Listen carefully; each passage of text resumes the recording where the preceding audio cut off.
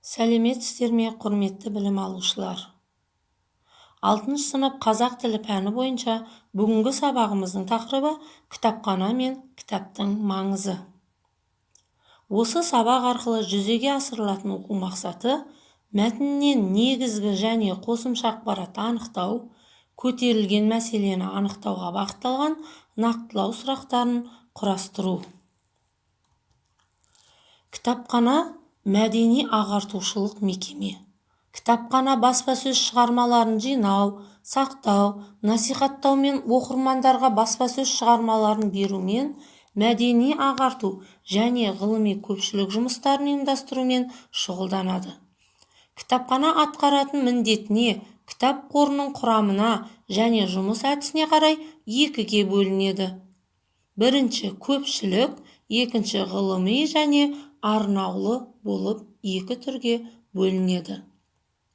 Дереккөздер, қай елдің, қай халықтың болмасын, оның мәдени деңгейі, сауаты әрине кітаппен байланысты.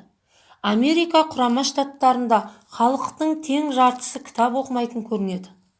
Соның да салдары шығар. Сұрақ анкета нәтижесіне үңілгенде студенттердің 40% дұрыс жауап бермеген. Кітап оқудың ұлт болашағы үшін маңызы зор. Білімсіз қоғам ешқашанда өрге басқан емес. Назарларыңызға кітапхана туралы дерек ұсынамыз.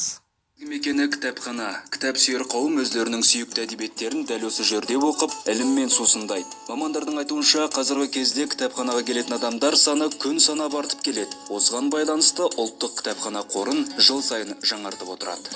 Все сетуют о том, что мало приходит читателей. Көбіміз кітапханаға ешкім келмейді, кітап оқымайды деп айтамыз, бірақ олай емес. Ұлттық кітапханаға күніне 2-2,5 мың оқырман келеді. Осыдан ақ байқауларыңызға болады халықтың кітапқа деген сүйіспеншілігін. Әрине қазір түрлі техникалар дамып кеткен, бірақ сол бұрынғы кітап оқу үрдісі қайта келеді. Күллі әлемге көз салсақ, дүние жүзі бойынша кітапты көп оқитын ел Жапония екен. Күншығыс елінде бір жылда 25 мыңнан астам кітап саудаға түседі. Ал Қазақстан кітап қоры жөнінен әлемде 41-ші орында. Еліміздегі әрбір 1000 тұрғынға 249 кітаптан келеді. Қала халқының басым көпшілігі классикалық, қиял ғажайып, психология бағыттарындағы кітаптарды сүйіп оқиды. Балалар әдебиетіне де сұраныс жоғары. Интерес к книгам на сегодняшний день растет. Қазіргі уақытта кітап оқуға деген қызығушылық бұрынғымен салыстырғанда әлдеқайда артқан. Ол әрине қуантарлық жағдай. Сауда айналымына электронды кітаптары енсе де түрлі әдебиеттерді сатып алып оқығысы келетін жастар көп. Көбінесе психологиялық, іскер адамдарға арналған кітаптар сұранысқа ие. Отандық жазушылардың кітаптарын орта жастағы тұрғындар оқиды.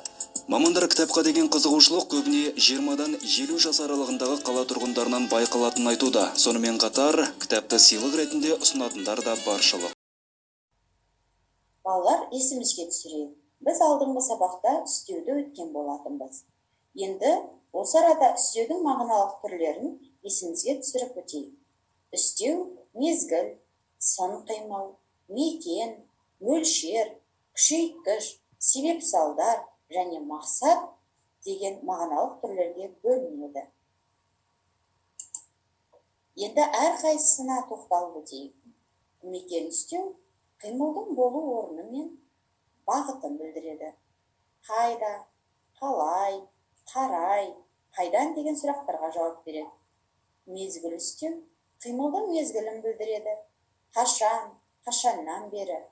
Себеп салдар үстеу қимылдың болу себебін, салдарын білдіреді.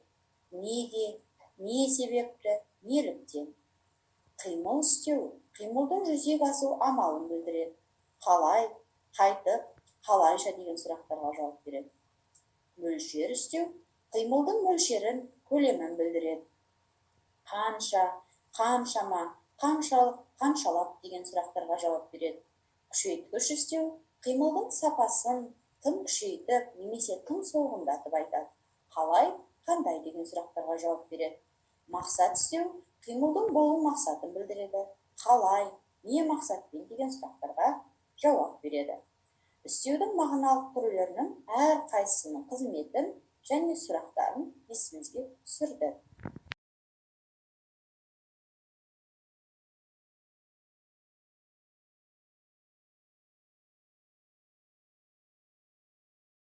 Ендігі бірінші тапсырмамыз оқулықты ашып, 157 беттегі жақсы кітап жан азығы тақырыбындағы оқылым мәтінін мен жұмыс жасаймыз.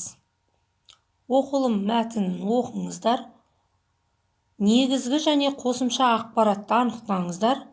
Мәтінде көтерілген мәселені анықтау үшін бірнеше нақтылау сұрағын құрастырыңыздар. Екінші тапсырмамыз мәтінді оқып, үстеулерді тауып, мағыналық түрлерін анықтаңыздар. Құрметті білім алушылар, сіздерге әр адам құндылықты өзі іздеп табу керек тақырыбында мәтін берілген. Сол мәтін бойынша мәтіннің ішінен үстеулерді тауып, мағыналық түрлерін анықтайсыздар. Бұл тапсырманы орындау дескрипторлары мәтінді түсініп оқиды, мәтіннен үстеулерді тауып, мағыналық түрлерін анықтайды. Келесі үшінші тапсырмамыз үстеулі тіркестермен сөйлем құраңыздар. Білім алушылар, төменде берілген үстеулі тіркестерді қатыстырып, бірнеше сөйлем құраңыздар. Келесі төртінші тапсырмамыз үстеулерді құрамына қарай кестеге жазыңыздар. Кеше, кешке, лек-легімен, ала жаздай, алдың күні, қыстай, ертең, қазақша. Сабақтың қорытындысында ашық тест беріледі. Осы ашық тестіні жылдам орындап маған жібересіздер.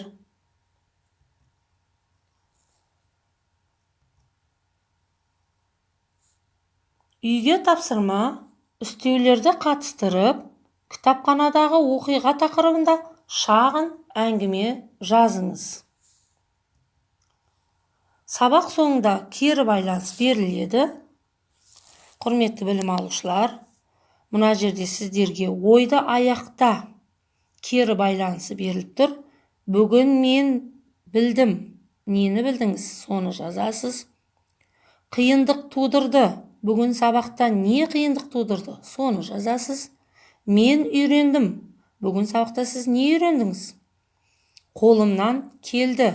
Бүгін сабақта сіз қандай тапсырманы орындауда қолыңыздан келді? Соны жазасыздар. Кері байланыс жазып, маған жібересіздер. Бүгінгі сабағымызды Серке Қожамқұловтың кітап өмір ұстазы. Сондықтан жас өспірімдер кітап оқуды күнделікті әдет қылуы тиіс. Кітап оқымай өмірді білу, білім алу мүмкін емес деген түйінді сөзімен қорытындылағым келіп отыр.